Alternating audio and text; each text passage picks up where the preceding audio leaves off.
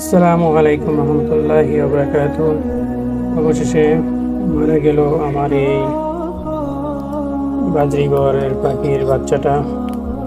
এখানে আগে আলাদা করে রেখেছিলাম, আপনারা আগের ভিডিওতে তা দেখেছেন।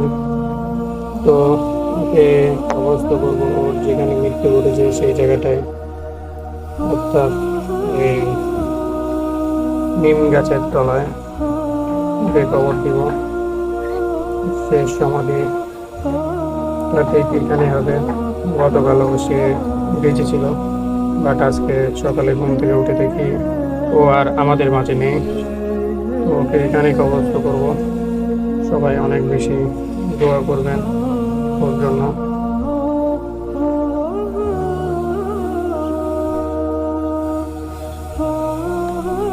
এখানে সমাধিস্থ করলাম, অনেক বেশি দোয়া করবেন আমার বাকি পাখিদের জন্য।